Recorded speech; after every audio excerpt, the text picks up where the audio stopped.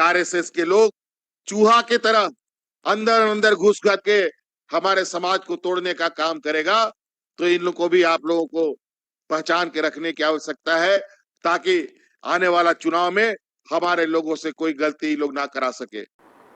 मुख्यमंत्री हेमंत सोरेन के आरएसएस पर दिए बयान से झारखंड की राजनीति एक बार फिर गर्मा गई है। मुख्यमंत्री ने भाजपा और आरएसएस की तुलना चूहों से कर दी है।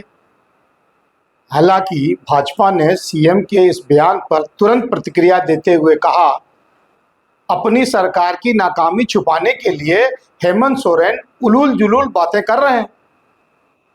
नमस्कार, मैं परवेज आलम और आप देख रहे हैं the news post for you. आप अंत तक वीडियो को जरूर देखें, साथ ही the news post for you को लाइक और सब्सक्राइब जरूर कर लें और बेल आइकॉन भी दबाना न भूलें, ताकि विधानसभा चुनाव से संबंधित खबरें, विश्लेषण और इंटरव्यू आप तुरंत देख सकें। सियासत के सफरनामा में आज बात करेंगे मुख्यमंत्री हेमंत सोरेन के आरएसएस पर दिए गए बयान से। दरअसल जब से झारखंड में चुनाव की सुगबुगाहट शुरू हुई है, तभी से भाजपा ने संथाल परगना में झामुमो और हेमंत सोरेन को घेरने के लिए बांग्लादेशी घुसपैठ का मुद्दा गर्म करती रही है। संथाल परगना झामुमो का मजबूत गढ़ है और यहाँ की 28 विधानसभा सीटों में से अधिकांश पर झामुमो का ही कब्जा है। संथाल परगना में जीत का झंडा गाड़े बगैर झारखंड की सत्ता किसी भी राजनीतिक दल के लिए पाना मुश्किल है। इसलिए भाजपा के रणनीतिकारों ने संथाल परगना के बांग्लादेशी घुसपैठ और रोहिंग्या से जोड़कर जेएमएम को बैकफुट पर लाने की कवायद तेज कर दी है।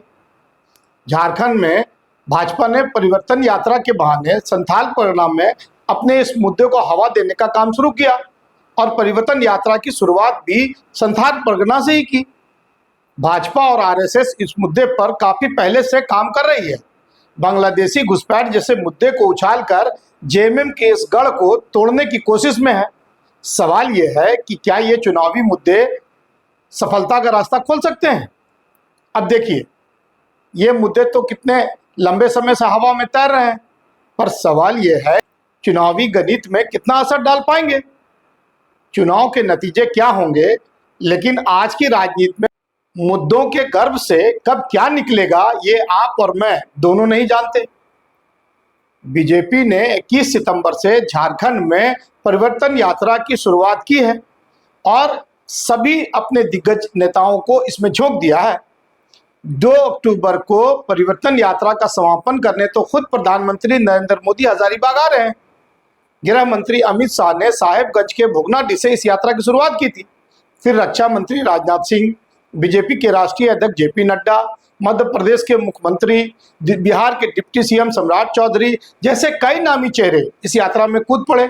यात्रा का उद्देश्य क्या है? वही पुराना मुद्दा, बांग्लादेशी घुसपैठ। लेकिन सोचने वाली बात यह है कि इस यात्रा का असली मकसद चुनाव के दौरान सांप्रदायिक ध्रुवीकरण तो नहीं। इधर मुख्यमंत्री हेमंत सोरेन का कहना है कि झारखंड की डेमोग्राफी में कोई बदलाव नहीं हुआ है। बीजेपी बांग्लादेशी घुसपैठियों के नाम पर झूठ फैलाकर समाज को बांटने की राजनीति कर रही है। मुस्लिम, सिख, ईसाई की बातें अभी शुरू होगी। गांव गांव में ये जात धर्म का जहर बीज बोएगा। ये बांग्लादेशी घुसपैठिए की बात करेंगे। मैं उनको कहना चाहूंगा, ये जाकर के आपने भारत सरकार का आंकड़ा निकाल के देख ले कि कौन से जिला में, कौन से राज्य में किस तरीके से आंकड़े में बदलाव हुआ है। कि यहाँ कोई डेमोग्राफी में बदलाव नहीं, सब अमन चैन से रह रहे हैं, खुशी अमन से रह रहे हैं। लेकिन जहां लोग अमन चैन से एक साथ रहते हैं, वो इनको अच्छा नहीं लगता। ये आरएसएस के लोग चूहा की तरह अंदर अंदर घुस के हमारे समाज को तोड़ने का काम करेगा, तो इन लोगों को भी आप लोगों को पहचान के रखने की आवश्यकता है। बीजेपी कह रही है कि संथाल परगना क्षेत्र में बांग्लादेशी घुसपैठियों के कारण आदिवासी आबादी में 16% की गिरावट हो चुकी है। लेकिन सवाल यह है कि ये आंकड़े कहां से आए?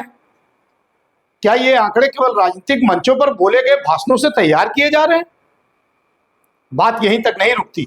आरएसएस और बीजेपी की आईटी सेल ने अब इस मुद्दे को सोशल मीडिया पर और बढ़ा चढ़ाकर पेश किया है। जमीन के छोटे मोटे स्थानीय विवादों को भी घुसपैठियों के साथ जोड़कर उस रोहिंग्या का तड़का लगाया जा रहा। आखिर कब तक हम इन मुद्दों में उलझते रहेंगे? कब तक हमें इस तरह की राजनीति पर विश्वास करना पड़ेगा? झारखंड में चुनाव में यह मुद्दा कितना प्रभावकारी होगा, ये तो भविष्य के गर्भ में है। इन सभी बातों का जवाब मिलेगा, इंतजार कीजिए। अभी तक के लिए इतना ही। नमस्कार, जोहार।